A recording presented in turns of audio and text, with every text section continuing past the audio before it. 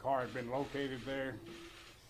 They had gotten a call from a local tow company that I guess realized that they had the car in their impound lot. They received a call, that tow company, or actually Williamson County Sheriff's Office, received a call last Friday afternoon at 1:50 p.m.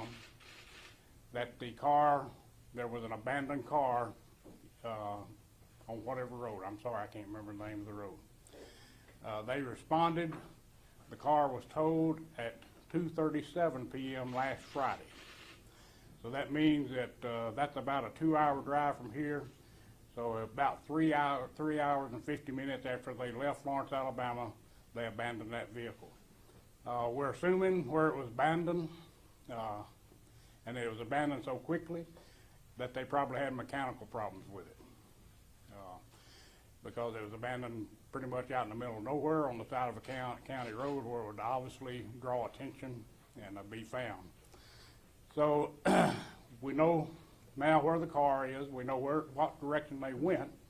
Right now we're trying to canvass the area for any witnesses, also trying to research, see if any stolen vehicles were reported in that area during that time. So that's what we're following up on. I have copies of the tow-in report for you if you'd like to get a copy of that before you leave. We redacted the complainant's information. But we're sort of back to square one as far as the vehicle description right now. As I said, we're working on trying to see if there are any stolen vehicles in that area. I'm hoping that we'll get a break in that. But we're no longer looking for the Ford Edge. I also have with me our district attorney, Chris Conley, and he has an update for you on the reward information. Thank you, Sheriff. After talking with the sheriff, I contacted the governor's office this morning and submitted a written request for her to give us the maximum reward possible under state law, which that's $5,000 per person. I submitted a written request, and within 1 hour of getting that request, she has provided me with the proclamation approving that maximum request for the award. And she states that the circumstances surrounding this event indicate that every effort should be made to apprehend and arrest Vicky White and Casey White. So we thank the governor's office for their prompt response and are certainly hopeful that this may encourage or incentivize someone to come forward. So thank you. Thank you. Does that extend the total, or does it make it higher? That makes the total reward for Casey White $15,000. The total reward for Vicky White $10,000. So a total of $25,000 in reward money now. Okay, with that, I'll take a few questions. Sheriff, are you upset at all about the fact that it took maybe a couple of days for this other department to tell you guys that the car was sitting there in an impound lot? Well, I mean, not really. Obviously, we'd like to know it Friday. They found the car before we even knew they were gone. So, you know, I mean, there's no fault or blame on anyone. You know, the tow driver towed it Friday afternoon. I'm sure that he probably sees some of the coverage that you guys have provided us. Saw the description of the car, and then probably a light went off, said, hey, you know, I think I remember towing that car, and went out in the lot and found it. But I guess I'm concerned because isn't like you guys sent out a bulletin, so every agency should be getting a bulletin that you guys were looking for this car. So I guess what I'm trying to figure out, where was the ball dropped in terms of looking at the paperwork, where it was missing, and that they had one? You know, I'm not sure I followed that question, but are you saying the deputy that responded to the call? No, I'm just basically saying you guys put out a bulletin to the entire country that you're looking for this car. Yes. And so I guess what I'm saying is, at what point did they look at the bulletin to notice that they had the same car that you were looking for? Well, the car was towed on Friday. That bulletin went out, if I'm not mistaken, Tuesday morning. So, you know, there again, that's about a 4-day delay, and I'm sure at some point in time, a light went off in this guy's head, and he thought, wait a minute, you know. I mean, they tow a lot of cars, you know. Sheriff, was there anything found in the car? What sort of state was the car in, and has there been any credible sightings in that area of Tennessee? No credible sightings I'm aware of. The car was, there was nothing in the car. The car was not inventoried by the record company, and the comment is that it didn't appear to be anything in it. It had been, there had been an attempt spray painted, and I have some photos if you want to see it. It's a botched up job, but they did attempt to try to paint it a little bit. What makes you think the car actually broke down, as opposed to them just ditching it, getting in Well, another car? Because of where it was found, a rural road, county road, where there's, there may not a lot of traffic, but somebody obviously would see it sitting on the side of the road, and call it in, which is what happened. I think if I were gonna abandon a car that I knew was hot, it would be in a crowded parking lot somewhere where it'd blend in and not stand out so much. Have you been able to piece any more of the puzzle pieces together in terms of what Vicky was up to leading up to this? There are reports that she was at the Kohl's buying large men's clothing and also at an adult store. No. I don't know what she was up to. I think at this point it's obviously, a jailhouse romance or something, but that's the only explanation I really have. Is there anything on video that you've seen to support that it was a romance? Not that I've seen. I saw a hand over here a while ago, I thought. Sure, quick question. Yeah, yes, sir. Now you actually have the car in possession, in law enforcement's possession. What can you glean from that vehicle, if anything, about how you're trying to track down these two? I don't know, it really doesn't leave us a lot. We just know what direction they were headed. They headed north from here. Now, where they're, after Friday afternoon when they abandoned that car, which direction they had them there, we don't know. So on that particular issue, we're sort of back to square one. But And one follow-up to that, I know Mr. Connolly announced earlier that $90,000 roughly was taken out of a series of banks by Vicky White the week prior. What can you say about that? yeah, that's my understanding, from a number of banks. And, we knew she had cash. We've been working on trying to find that, find out what she had or whatever. But yes, I mean, they had plenty of cash. Do you think she had more than $90,000 in cash? Not that we know of. Yes, sir. Sheriff, do you have any information about any connections as far as family members to either Casey or Vicky White in Middle Tennessee or in that northern direction on 65? Not that we know of. That's something we'll be looking into for sure to see if we can find. I don't think so because, we've been sort of looking at that from day one as far as family So connections. you're thinking Yes. they're on foot? Well, they were when they lost their vehicle now. There again, did they steal another car? They hitch a ride with somebody or something? We don't know. That's my question. Let's see, have you had any indication how they left that North area? Yeah. Let's move on from that. No, sir, we don't know right now. Okay, thank you. Rick, how far off of 65 was the car left? It looked like, I don't know, I haven't been to the scene. Looking at the map, it looked like maybe 2 or 3 miles east of 65, due east of Spring Hill, Tennessee.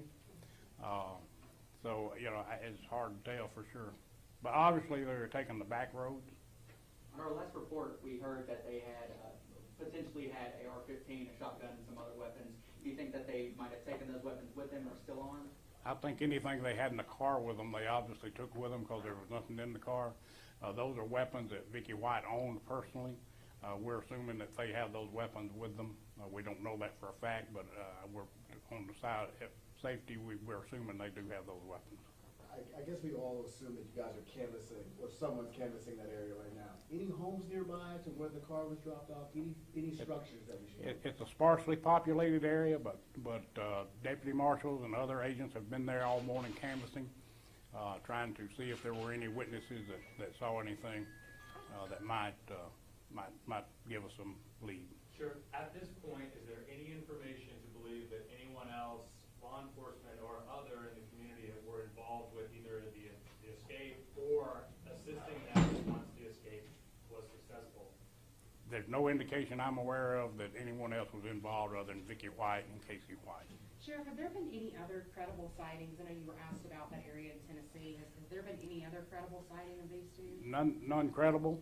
The last text we received on our Facebook or our message board was that they were seen on I-5 headed north in Oregon in that orange car.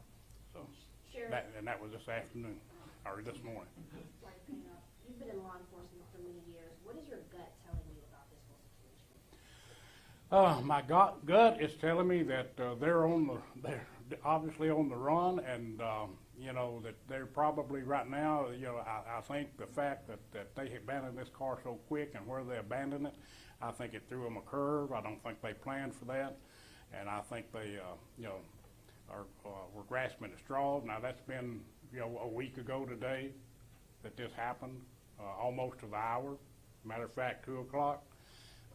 That car was towed at 2:37. It was reported at 10 minutes till 2, which it's 2:08 right now. So, basically 7 days ago to the minute, they had this problem. And so I think it threw them a curve, but they've obviously had plenty of time to recover from that. So they probably settled back down into some sort of routine.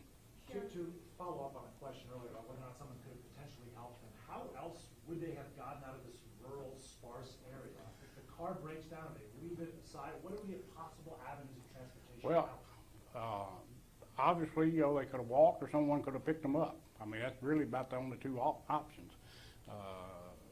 We're hoping maybe they walked somewhere and then stole a vehicle. So, as we speak, they're working on researching to see if any vehicles were reported stolen in that area. They might have gotten a ride somewhere because, remember, at this time, there'd been no information put out. We wasn't even aware they were missing. So, if somebody saw them walking down the road, they might have just picked them up. Sheriff, are you still concerned for Vicki White's safety? I am. I'll be concerned for her safety until we know she's safe. This guy is, he's volatile. I mean, anything could set him off, and at any time he could just lose it and decide she's a hindrance to him, and harm her. So, Sheriff, some people we've spoken to have called Vicki smart and calculated. I mean, do you think that she's sort of one step ahead of law enforcement right now and has all of this planned out? I think that her knowledge of corrections and her knowledge of the procedures that we use here in the sheriff's office on transport most definitely played to her advantage. I think this was a very well thought out plan, and and her knowledge is sort of put us what's the word I'm looking for? We're sort of at a loss as to but she definitely, I mean, it's a very calculated plan. Sheriff, during your investigation, have you done any search warrants at either the home that Vicki White used to own or her mother's home? And is that why you have these missing firearms? Is that how you kind of know that information? I don't know. I would not be surprised if they hadn't done search warrants. I'm not aware that for a fact that they did, but I know they followed every lead, so I haven't asked them about that, and they hadn't informed me yet. Sheriff, what about the fact that Vicki White might be using different aliases to escape? We know she used aliases, and we're following up on that as well. She used the alias to purchase the car, so we know she has used those aliases. That was another piece of information that was inadvertently let out earlier this week. So I'm assuming she's probably ditched those aliases and probably got some new identities now. Yes, sir. So you've met obviously Vicki White in the past. What direct message would you say to her? The cameras are here now. You make a direct appeal to her. What would you say? Speak directly to Vicki now. She's probably listening to this, or she will listen to this. What would you say to her? What would I say to Vicki right now? The same thing I've been saying.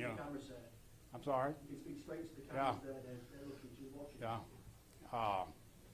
I would, at this point in time, I would say to Vicki that, the same thing I've been saying.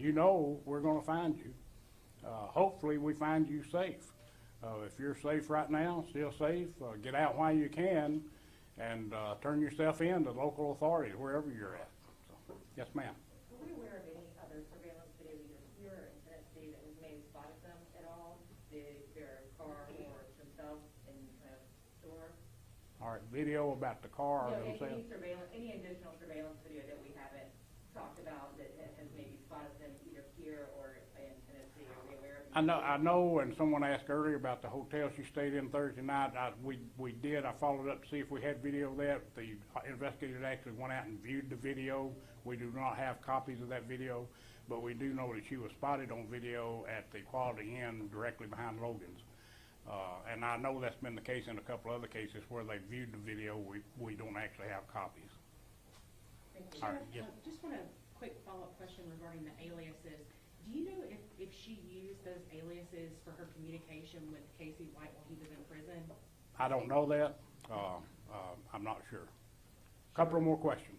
Sheriff, the U.S. Marshals put out a mock-up of Vicky wearing a brown wig. Is there any reason as to why you suspect that she may be disguising herself like Well, that? I mean, I think it's probably logical and reasonable to assume she's probably tried to alter her appearance for obvious reasons. Do we know for a fact she's done that? No. You know, we don't know for a fact. One more question. Sheriff, how would you sort of summarize where the investigation stands right now? You talked about some sort of, new information, some setbacks along the way. How would you categorize where this investigation is right now? It's behind where we'd like for it to be. We wish we had a lot more progress. It's been a week. I wish we'd had them back in custody within hours. But, we just have to work with what we got. We're still depending on leads from the public, tips, so we encourage people, if you see something, regardless how unimportant you might think it is, call, report it, and let us follow up on it. Last question. Sheriff, follow up kind of what she asked. Using her aliases to possibly communicate with Casey White or back to possibly visit in the penitentiaries, which was obviously not reported correctly or stated correctly. Does that go back to like video visitation during COVID and things like that? It does, and phone communication. The thing we've confirmed is phone communication. Yeah, I'm sorry.